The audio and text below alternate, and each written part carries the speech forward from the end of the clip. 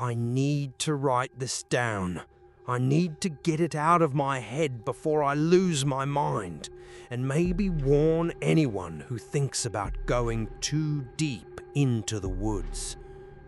I'd been hiking for years, not just the easy, marked trails. I like the places where you can walk all day and never see another human. Over a long weekend, I set out to explore a remote trail in a state forest a few hours from home.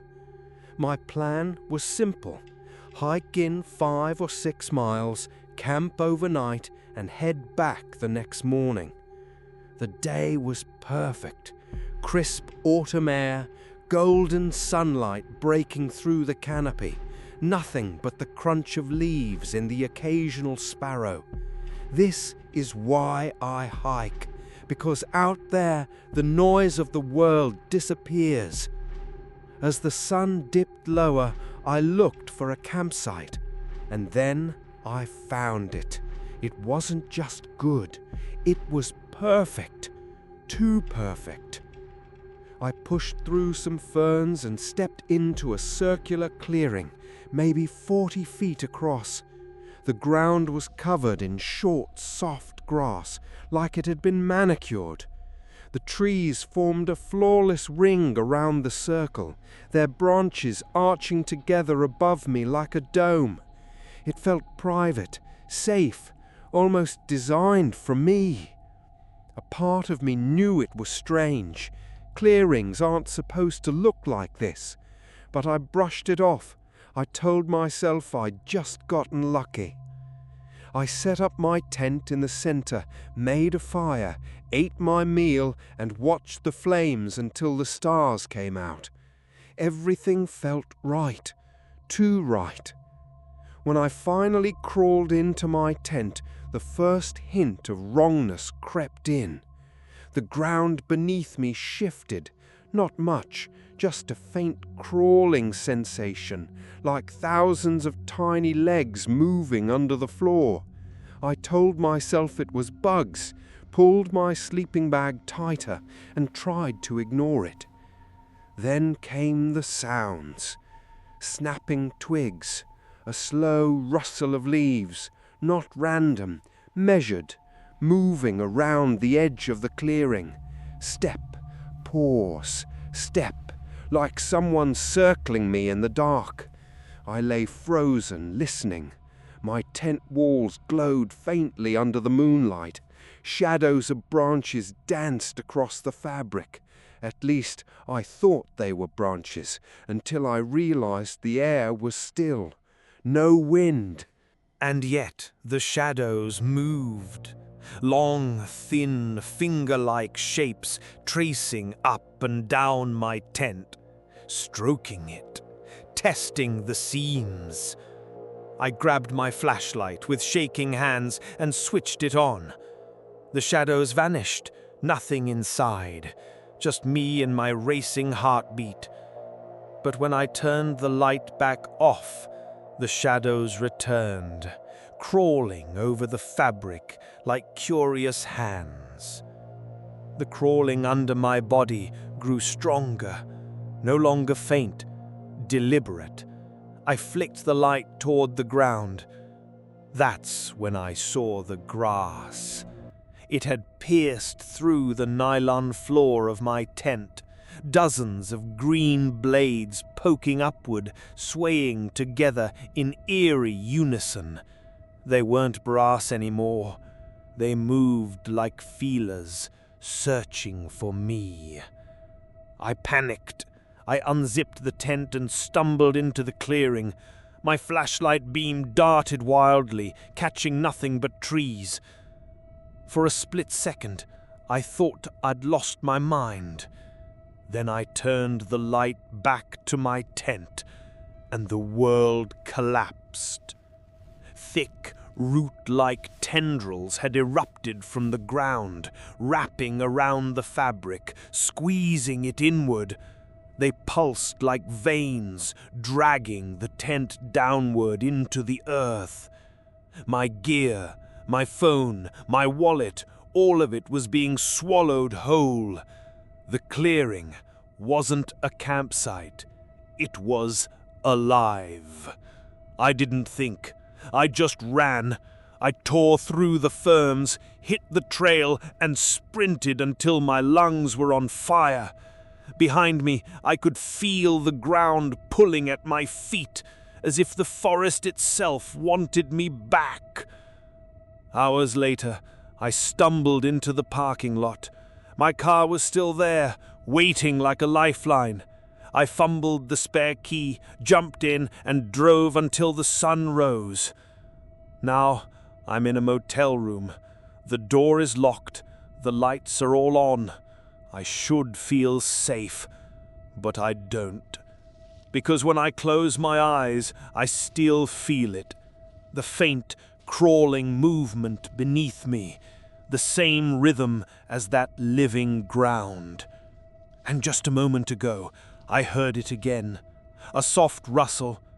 Not outside. Not from the trees. From under the bed. My friends, who I'll refer to as S and J, came along with me on a little camping trip near Blue Mountain National Park. We set up camp near a small pond just because it seemed like the coolest place to chill. The point of this whole trip was mainly just to get out, drink a bunch of beers with friends, and chill. I cracked open my second Budweiser, laughing it up with S and J, talking about some of our other friends with music playing in the background. Overall, just having a good time. Then, however, I saw S reach over for the speaker and turn it down all the way, and then shushed us and pointed out to the pond. S whispered, "Guys, see that?" Jay and I looked out to the pond. The campfire had a glow that partially reflected on the pond wall, but even yet I couldn't see what he was pointing at. S whispered, "There's something in the water." I went into the tent to get the flashlight from my bag. When I came out, S said, "Don't," but I turned it on anyway and aimed it at the pond. The light didn't reveal anything or anyone, but we did all hear the sound of water being pushed as if someone or something were walking in it. I turned out the light just because I was freaked out and looked at my two friends who were both wearing cringing faces. I told Esther to shut off the speakers completely. Now we all sat in our chairs, not really saying much anymore, just listening to the surrounding. About an hour passed, and within that time nothing happened, so we grew more comfortable again and things went back to normal. Eventually, I went to my tent and S and J went to the tent that they'd be sharing, and we all went to sleep. Now that I was alone with my thoughts, however, I started thinking of that thing that S said was in the water. He never actually described what it looked like, if it was an animal or a person. My sense of hearing was heightened as I was in the state of alert, and because of that, I heard something from the woods. I sat up, since that always seems to help with concentration. I needed to hear one more sound before I could confirm something wasn't right there. There was the sound again, much closer now, and I was able to confirm it was a foot hitting the grounds. Whether it was a person's foot or an animal's foot was still unclear. However, I heard another footstep, this time much closer. It was clear someone or something was sneaking around our campsite. There was one final footstep. It was really close to the tents. I started texting S, but I was only able to type out the words, "There's something," before the gut-wrenching, blood-curdling scream pierced through the walls of the tension. I couldn't tell if it was the scream of a man or a woman. It's hard to explain, but it was deep enough where it could be a man, but not so deep to the point that it couldn't be a woman. The scream lasted about 5 seconds. Then there was silence. I didn't know if I should get out, call for my friends, or stay silent. I texted S, "Dude, we have to run." He responded, "What was that?" I didn't answer right away. Instead, I tried to think of what we could do. But pretty soon, S texted me again saying, "The coast is clear. Run for the car." I grabbed the keys from my bag, opened the zipper to the tent and sprinted to the car, which luckily was only about 30 seconds away. We stayed in the car all night and went back the next morning for our stuff, which luckily was all still there. Still have no idea who, or even dare I say, what that thing was at our camp that night. Just happy we got out okay.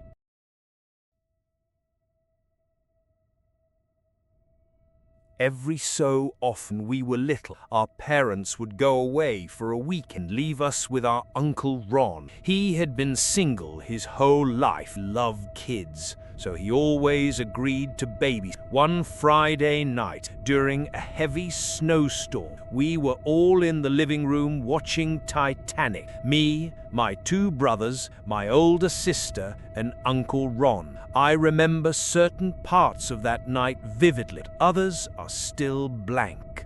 What I do remember clearly is that the power flickered off for a moment and we had to reset the VCR to get back to where we were in the movie. Shortly after that, Uncle Ron fell asleep on the couch. We let him sleep while we kept watch. It was at the scene where Rose was running with the axe to free Jack. One of my brothers had just come back from the bathroom, but before returning, he went outside for some reason, maybe just to look at the snow. Suddenly, he came back inside yelling for us to come take a look. We rushed to the back door, excited for any little distraction, and saw what he was pointing at. Footprints in the snow. They led from the back door to the window, and then off toward the woods. What made it creepy was that my brother swore he had heard the back doorknob turning. Our sister freaked out and wanted to wake Uncle Ron, but the rest of us were too curious.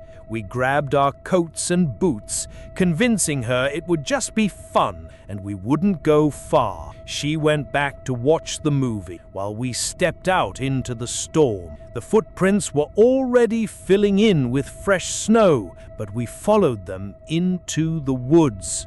The deeper we went, the deeper the prints seemed to be. We couldn't tell if that meant the snow was lighter under the trees or if the prints were fresher. Finally, the trail led us to something we never knew existed, a small cabin tucked away in the woods. It was completely dark inside. The footprints ended right at the front door. We dared not approach directly, so we crept over to a side window to peek inside. The window wasn't glass, just a screen. We couldn't see anything in the darkness, but then came two loud thumps from inside, followed by a dragging sound. Suddenly, one of my brothers pointed behind us and screamed. We spun around and saw a head poking out from another cabin window. It was too dark to see features, just the outline of a face.